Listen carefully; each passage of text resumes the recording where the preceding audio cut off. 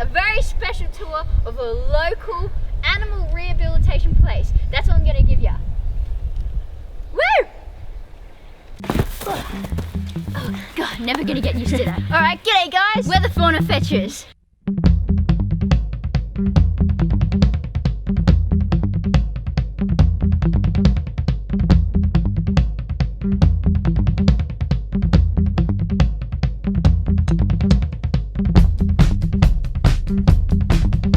Let's go. We're at the awesome facility, Australian Seabird Rescue. Yes, so we're gonna go through a tour, tell you what it's all about, but I think we need an awesome tour guide. Yes, and I think I have the perfect person in mind. This is Olly. She's gonna help us around. Yeah, a good mate for years, and yeah, Let's go. sweet.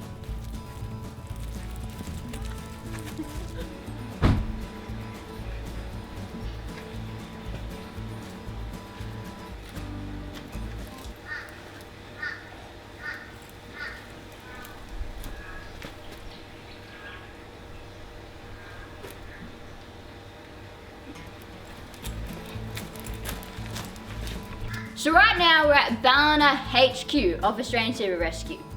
But this also houses Ballina-Byron Sea Turtle Hospital. It doesn't stop, start and finish here, but it also goes to... We also have our Central Coast branch and our South Coast branch, so we cover the whole coast of New South Wales. East side, yeah, represent. And behind me is some of our successful rehabilitations. Yes. I think one blinked at me. So what exactly does Australian Seabird Rescue do? Well, let's start here. This is where we run our educational tours, and we also train our volunteers on how to rescue our animals.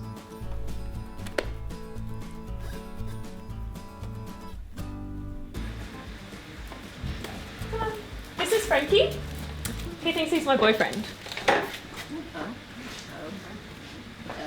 Hurry up! Oh, no.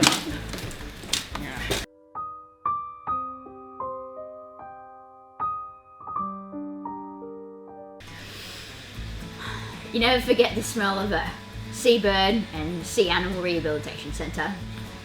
It's beautiful, right? It is, It's very nice. So you mentioned before that you train volleys. So what do you exactly do here? Yeah, so when an animal strands on the beach, we'll go down and rescue it. That's what we train them in doing. We bring them back to the centre, and then they come in for their rehabilitation. Okay. Oh, I've got a hard one to deal with. Oh, that's it. So what other types of animals do we deal with here, besides this guy? Seabirds.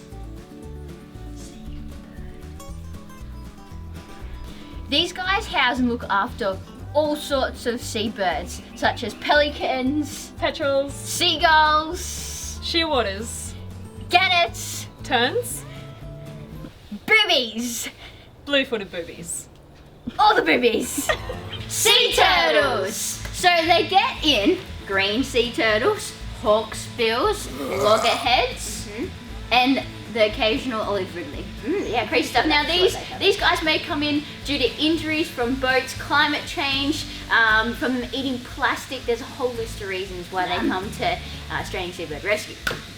So typically we don't actually have that many sea turtles in at this time of year. However, this year we've got 15 right now. Oh my if we're comparing that to last year, we only had one. Oh. So we are seeing an increase in injuries for our sea turtles, which is quite alarming. Wow, that's crazy. Lucky you guys are here. Lucky we're here. Yeah. We'll get them back out there. Yeah, absolutely. Sea snakes. But they do all different species. This guy is a yellow belly sea snake. Just keep swimming, swimming, swimming. These guys also do research and monitoring.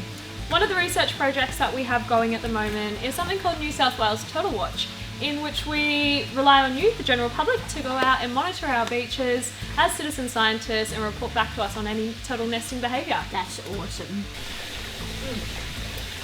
So the volunteers here actually record anything and everything about the individuals they have in care. So not just sea turtles, any other animal.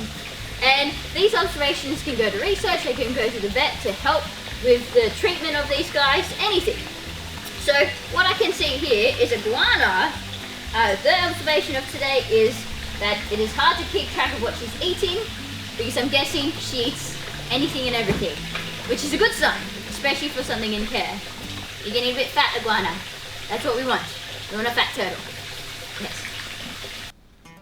Hey Ollie, who runs Seabird Rescue and how did it start? Oh, so we began back in 1992 with a guy called Lance Ferris. Oh, good old Lance, I heard about him. Yeah, and he started out by rescuing the Australian pelican from all fishing line, fishing hooks and stuff like that. And sadly he passed away in 2007, but with such a strong community we've been able to carry on his legacy of rescuing marine animals. Yep. Don't we actually have a wharf named after him, don't we? We do, just around the corner in Ballina, the Lance sick. Ferris Wharf, and it's got a big statue of a pelican there for him as well. Bit of information about ASR on it too. Cool. But since then, so at the moment we're governed by a committee. You've got, but our main thing is our backbone, which is our volunteers. Yes, they the keep good old volleys. Yeah, they keep this place going. Yeah, do all the hard work. Yeah. Awesome, fantastic. Well, let's keep going. Let's go. Stop! Before we continue here, hammer time. We would just like to pay tribute to the absolute legend Lance Ferris, who started this all. Absolutely. And also the volunteers who pretty much run the place. Yes, that's it. Without them this wouldn't be happening. Yeah, this whole facility. You saved so many animals, guys, and you should really be proud of yourself. Absolutely. What a great job from the Fauna. But speaking of awesome people, let's talk to one. Right now. Oh. No, not you. Ollie. Yeah. What is your position at Seabird Rescue, Australian Seabird Rescue? I am the general manager. Can you define your role? No day's ever the same. You're all-rounder, hey? All-rounder. Whatever they need me to do here, I'm here for it. I do a lot of media for ASR, I do a lot of interviews for this type of stuff especially. I help run the hospital, I run the property, I report to our committee, I report to our sponsors, and just make sure the general day-to-day happenings are going well. So you're like a good backbone for the Seabird Rescue. She's a good shell. I'm a good carapace. You're the I will be the keratin on top of our backbone to the other volunteers. How long have you been with Australian Seabird Rescue? I started volunteering at the end 2013, 2014, and then on and off volunteering for that time, then got the assistant to the general manager role in 2017, and then I have been general manager since August last year, so not too long. Awesome, and you love it? It's the best job in the world. So what credentials do you have? Well, to volunteer with ASI, you don't need any background in animal stuff. You'll learn that here, and that's what we're really proud to be able to say, is that we'll train you up and we'll get you inspired.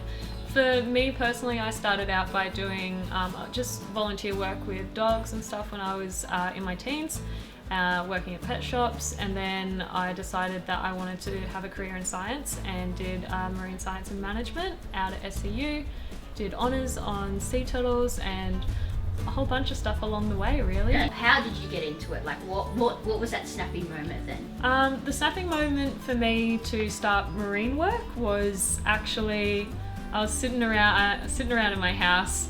I'd lost my job and I was watching YouTube. Good old shark shows. Tubes. Yeah. This is watching the good old tube. How creepy is this? You might inspire someone like yourself. Oh my goodness. Oh. And then watching a shark show, and sharks were actually the reason I wanted to get into the marine world. I have a fascination for them, love them, wanted to research them, and somehow landed the turtle gig. And the reason I got so passionate about turtles is through their anatomy. They have a crazy anatomy, and it's really, really cool, really interesting to study, and there's just a lot that's not known, so that's what really pushed me. Oh, that's awesome. What's your favourite shark species? Probably a tiger, I have to say, or a thrasher. Ooh. Please 3 fauna facts. Oh my goodness! In under a minute. Okay. Time starts now. Over evolutionary time, sharks' skin was actually their teeth on a rotation belt. Sea turtles. Cool. You can age them through their humerus bones, and oh my goodness, you put me on the spot. And something you may not know, baby turtles are really, really cute. Those people, and not just young people, but anybody who wants to help the environment and marine life, give us a couple of quick little tips. I think the number one thing that we can do to help our environment is recognize what's actually going on. Don't beat around the bush about it, have the hard conversations about it as well. If someone doesn't believe in climate change, not that it's a belief, it's actually happening, then don't shut them down straight away. Be prepared to have a conversation that allows for both views to be coming across. Don't shut someone down, because that's when you lose people. My second thing is try to limit your single-use plastic. That is going to make a huge difference in our world. And other than that, start volunteering with your local animal groups and get these animals back out into the wild where they belong. So you guys may be wondering, hey, focus on me, not the cute, adorable little turtle just here. You guys may be wondering why we took a little bit of a tour of Seabird Rescue. Well, 70% of the world, yep, that's it, is covered by water. There's a lot of marine animals, so we gotta look after them. And why wouldn't you want to see this, dude?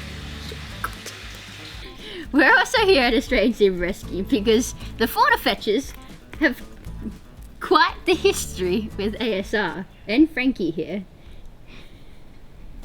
So back in 2010, I actually started volunteering as a high school student here, and it really gave me the confidence to start my career in wildlife. So there you go, guys. There is our tour of Australian Seabird Rescue. Yeah. Now it's really important that you help these guys out because they do some amazing stuff. How do you do it, Bridget? There's many ways. Right now we're standing in their store. They sell t-shirts, bird nerd, turtle nerd, hats, coffee cups, all stuff that, you know, no single-use plastic, remember. So really good stuff. Straws, books. Also, in school holidays, they do tours. Okay, how cool is that? So if you come on a holiday to Ballina in the school holidays, maybe check in with them, see when their tour times are on. Also, just take note, COVID, maybe it will change a couple of things. Just go onto their Facebook page, you'll find all the information. 100%. And lastly, donations. I know we say it a lot, but donations do help little organizations like this. It does go a long way. It goes towards feeding, maintenance, and things that they need. Running the troops, running the troopy, running the boats, a bit of everything. Yep. And lastly, thank you, Olly. That's right. What a legend. She's helped us out. We've learned a thing or two, probably way more than a thing or two. And many things. Lots of things. Today. What a legend.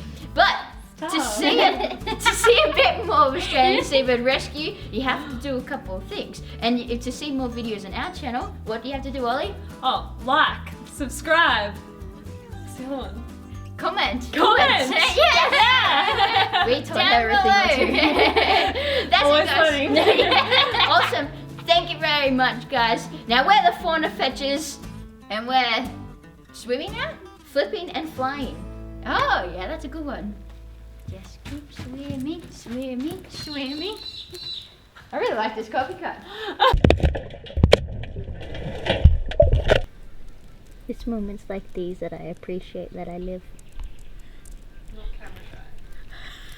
Oh my god, you should see the shot. It's just his eyes like